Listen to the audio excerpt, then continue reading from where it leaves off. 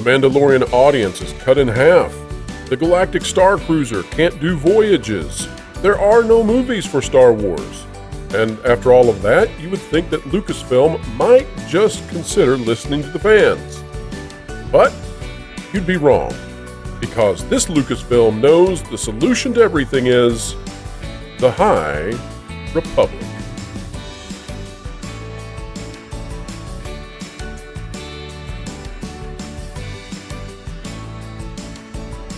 Explaining entertainment, keeping you ahead of that culture curve. It's what we do each and every day here on the WDW Pro channel.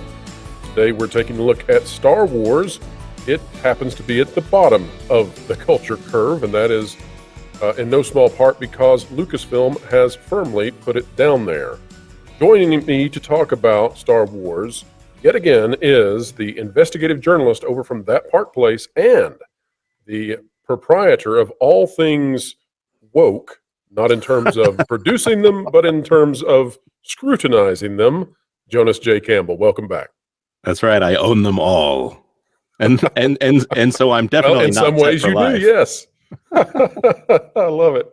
Well, folks, before we get into this, if you like content like this, make sure to click the like button, share, subscribe, and you can stick it to the algorithms when you click it. We're talking about the notification bell.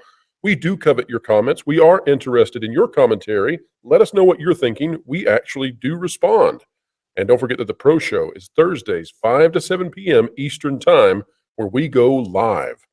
All right, Jonas, Star Wars is in they're in a mess. They're in a heap of trouble, and that heap just keeps getting heaped upon more and more.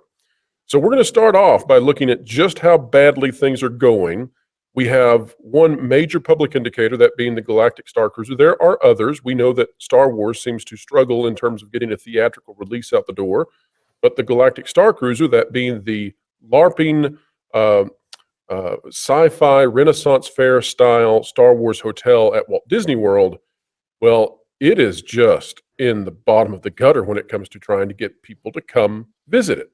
So let's take a look at this article from WDWMagic.com, and I think we'll begin to see how bad things are. It says Star Wars Galactic Starcruiser is now available with 30% discount for Walt Disney World annual pass holders. It's a very short article. It simply says that 30% off is available to annual pass holders, and it gives the dates. Now, the interesting thing about these dates are that they include June, if you can believe it. June being one of the busiest times at Walt Disney World. Although Walt Disney World is popular year-round, June is certainly the time that you would expect that it would have no problem filling its voyages, yet for some reason it just can't. And this comes on the heels of many discounts and efforts for the Starcruiser to fill its rooms, and it comes on the heels of it being announced that it will reduce itself to 50% of its usual voyages starting in October. Jonas, if you're looking for an indicator that Star Wars is struggling, I would say this is a pretty good one, wouldn't you? I would say that the Galactic Starcruiser is on life support. Well, yes. And here's another question that I'm wondering. I'm curious how far that percentage has to go down before Disney is actually paying you. They're taking the hit to come get onto the Galactic Starcruiser. Well, they had to have done something to reduce the cost of these voyages. I cannot understand for the life of me how they think they have a viable product and they're offering a 30% discount in June. I do believe that 30% discount might be more than the price of an annual pass.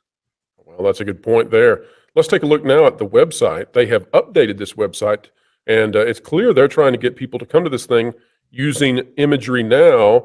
Chewie in the very first picture that you see, they've made this more slick. You can see there's an R2 looking droid. They're clearly trying to use imagery that invokes the original trilogy versus what they have been doing. And so they've updated that, but I do want to show you this. If we go to the Start Planning tab on Disney's own website, this is going to give an indication of just how desperate Disney must be to find people to ride this thing. So we can see the prices. They're still crazy. For a 2 guests per cabin, it's $1,200 a night. For almost $5,000 for the entire voyage. So you get the idea. Painful to think about. Yes, 4 guests per cabin, That's going to cost you $6,000. So a family of four is going to pay $6,000. Well, And they here's have to put the per unit price up there to pull you in, so that you yes, don't see yes. the bigger number that's in smaller text below it. Anything they can do, any trick they can Per use to get guest you in there. per night. Isn't that interesting?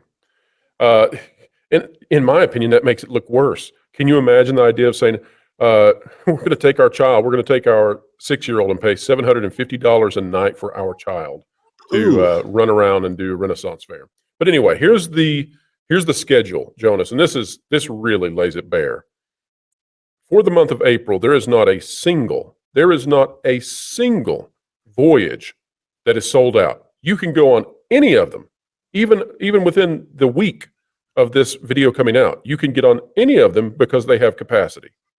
Oh my goodness. Same thing basically for May. They can't give this away. They can't. Look at this. June, wide open, the month that you would expect to have the most full. Now, July has some not available dates, but we actually believe that some of those are not because they're at capacity, but simply because they're not running it. We'll talk about that at a later time. Look for that Park Place to have an article. August is the same thing. Many of those dates are not sold out. In fact, I hesitate to say that any of those are actually sold out, but rather that they're not running them. Here's where it's going to get interesting, though. Starting in October, you can see that they have essentially canceled everything unless it's a weekend. We've got that one in the first week, but after that, if it's not a weekend, the Star Wars Hotel is not running. And that's the same true, or it's exactly the same with November. So, Jonas, is it safe to say this is an abject failure at this point? I can't see any other way to interpret this as creating a premium product that no one is interested in, that you cannot cannibalize and put into something else.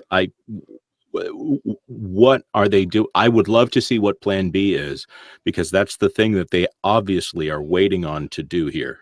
Well, the insanity to me is that they had the option to go ahead and rip the Band-Aid off and start refurbishing this thing into something that is more desirable. They thought they could make it through 2023, and it's clear that was a major mistake, because not only now is the Galactic Starcruiser potentially losing money for Disney, and not only is it just an albatross for the entire resort, but also it's creating content like this right now. This is a black eye for Disney. This is an opportunity for people to see that Star Wars is not healthy in a way that they typically try to obscure. As long as we're talking about the metaphysical aspect of it, the meta aspect of us creating content indicates they're in bad shape. These are also called voyages, and you have said that they have an albatross. They're landlocked. They have an albatross around their neck. Yeah, well, it's a great analogy, great metaphors coming to you on this channel. All right, now you might say, Jonas, well, what are they going to do to fix this? How can they possibly make Star Wars more popular again? And to that, Lucasfilm does actually have an answer. Are you ready for the answer that Lucasfilm has? I am waiting with bated breath. Well, that breath is about to pay off, because here we have it. That's right. As soon as The Mandalorian concludes its season 3, we are going to the High Republic. The High Republic era of Star Wars will finally make its way to the small screen via Disney Plus. Now, we're going to read this article in just a second, but I want to remind people just how unpopular the High Republic is, because I find this very fascinating. This is an article from That Park Place back from July 30th. Star Wars fail. Barnes and Noble using Timothy Zahn to sell High Republic. Just take a look at this. We're not going to go all the way into it because it is quite a bit older now, this article.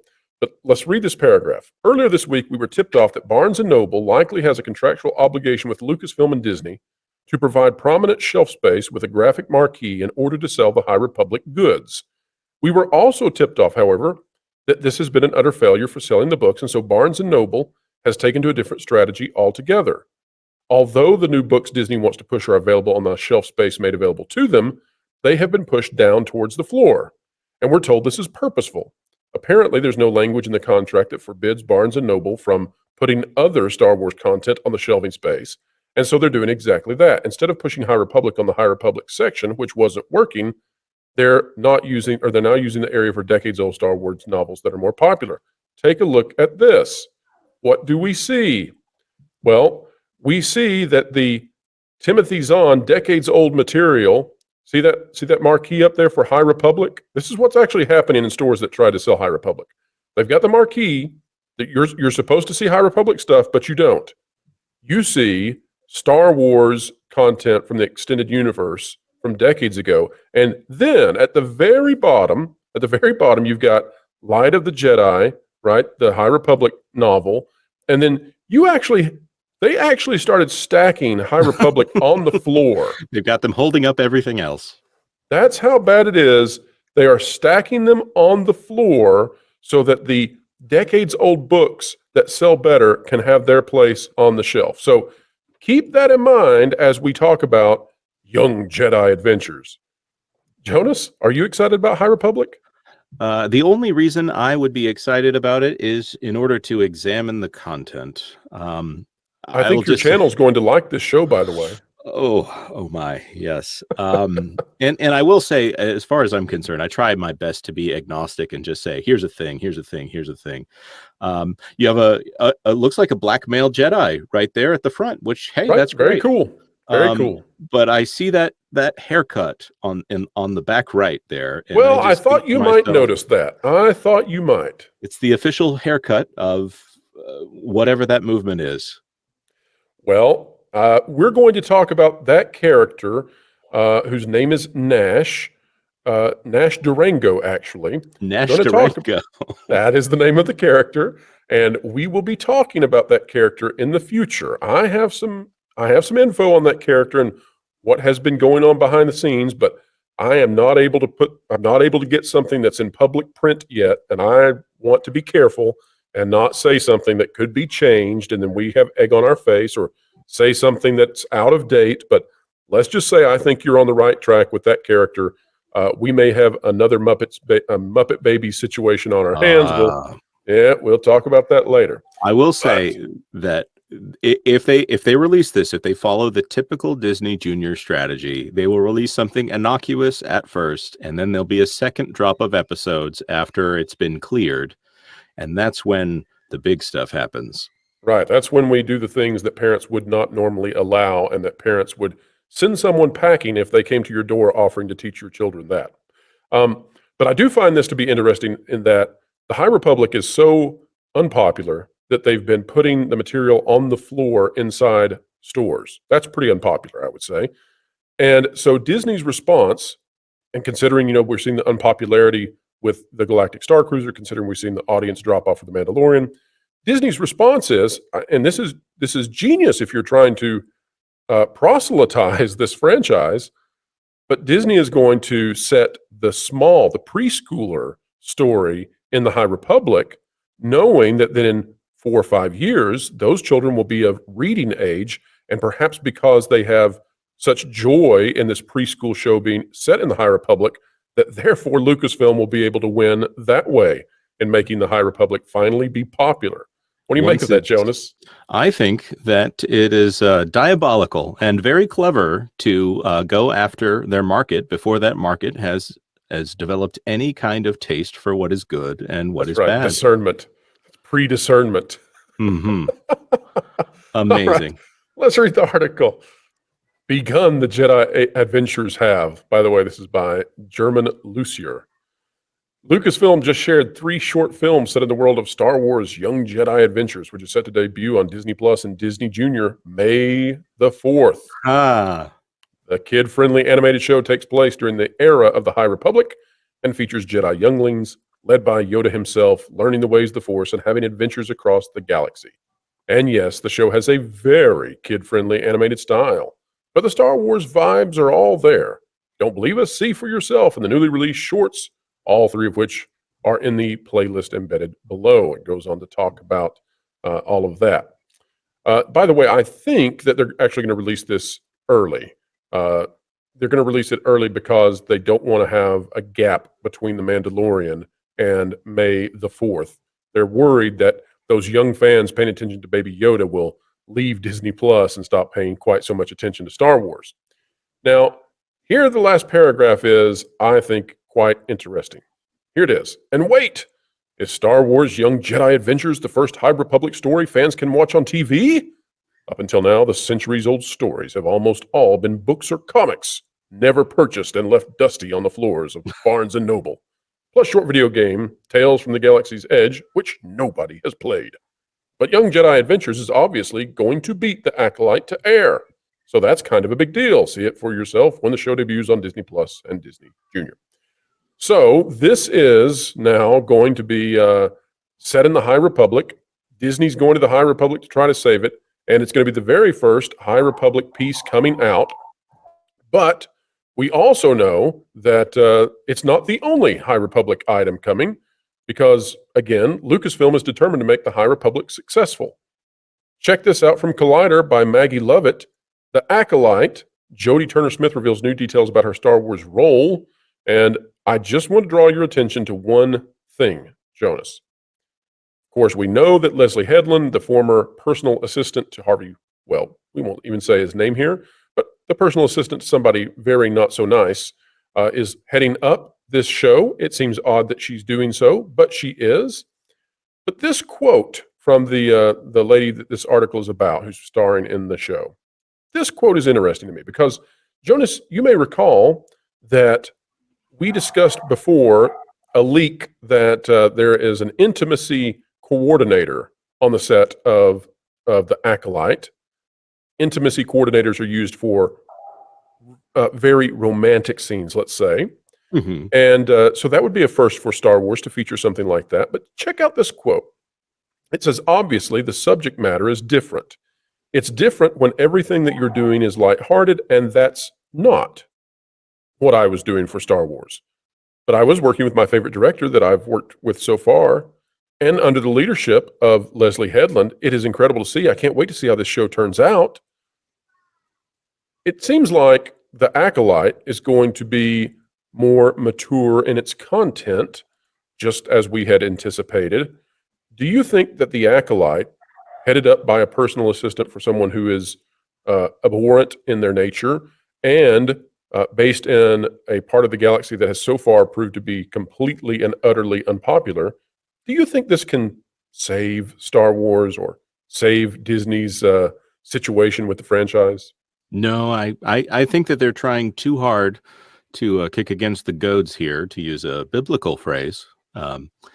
They seem to think that what they need to do, instead of creating content that can appeal across all ages, is to take children's content. And even though it's not for kids, it's for kids with Star Wars. They're trying to take it and mature it into something that they can get grown-ups to love. And I wouldn't exactly already call loved it it, love. Jonas. That's right, Grown-ups already loved it. because they grew up with it. But they take that for granted and they say, okay, well, these people are in their 30s, they're in their 40s. They watch shows like Game of Thrones, or they watch shows like The Last of Us. You know what we need to do? And I'm not saying this content will be anywhere near the language of either of those. That is nothing that we know here at That Park Place. That is not something I am saying. All I'm saying is that this is obviously intended to be more mature. That's a hunch. Yes. Yeah. Why do you think Lucasfilm and Disney are absolutely entrenched in avoiding the things that we know would make Star Wars popular? And I'll give you an example. We know that with the Galactic Starcruiser, it's based on the sequel trilogy. We know the sequel trilogy is essentially very unpopular. But there are popular things for Star Wars still that are somehow not yet fully besmirched. So I'm thinking of the original trilogy. They could put Darth Vader in the Galactic Starcruiser, and it would be insanely popular. Mm-hmm. I'm also thinking about shows. You know, if we had Luke train Baby Yoda for a year or two in his own show, I can't even imagine how popular that would have been. I cannot imagine the merchandise that would have been sold. Yet they refuse to do so. Why do you think that they are absolutely just determined to push Star Wars into directions that don't seem successful? Because I think they see themselves in the work instead of seeing themselves as stewards of someone else's work. They see themselves as the new storytellers, taking someone else's mythology and putting it into their own image. And also the worldview of a lot of people at the company, they see what came before as, I'll say, sinful, since we're using religious terminology. And they want to do their best to right the wrongs of the past and also get themselves a little glory on the way. What do you think is the core message of this new Star Wars versus the old? Well, as we've looked at other sci-fi series that have, and Star Wars isn't sci-fi, but I wouldn't put it past the people who make this show to view Star Wars as sci-fi. If we look at this as a sci-fi series and what's been done to other science fiction series that have been in development for the same periods of time, I bet it's going to be a lot more nihilistic than any other Star Wars we've seen so far, as in self-destructive and maybe even melancholic. Well, that doesn't seem to be working for Disney. That doesn't seem to be working for Star Wars. And if they want to turn around the Galactic Starcruiser, if they want to turn around their Disney Plus shows, if they ever want to get something successful into theaters again for Star Wars, I think it's high about time they get away from stuff like the High Republic with sentient rocks speaking inappropriately to minors.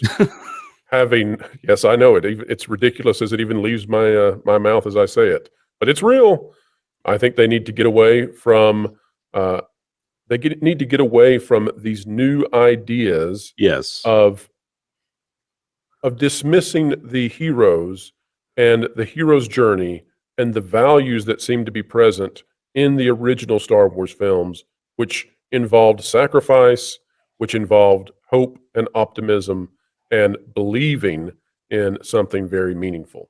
Jonas, I'll give you the last word before we hop out of this. What do you say to Disney and to Lucasfilm about the future of this franchise? I say that I see hope in the future for Star Wars, but it's definitely not from this, and it's definitely one that's going to be delayed, much like everything at Lucasfilm. And true that. Well, Jonas, let's not delay any further. Where can people find you on this great, big, beautiful web out there? Well, you can find me on That Park Place, or you can find me this Thursday, 5 to 7, on The Pro Show, a brand new live show where we take questions, we talk about the topics of the day.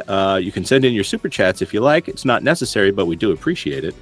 And also on my channel, the Jonas J. Campbell channel, where I have a series called Everything Woke About. And Moon Girl should be the subject of the day when this video comes out. I have a feeling that a few young Jedi will be making their mark over there in due time, ladies and gentlemen. Now remember, if you like content like this, please click the like button, share, subscribe, hit that notification bell, and drop a comment down below. We covet your comments. We care about what you think. We really do read them. The Pro Show, as said, 5 to 7 on Thursdays. And ladies and gentlemen, wherever you are, whatever you're doing, keep learning, keep growing, keep having fun.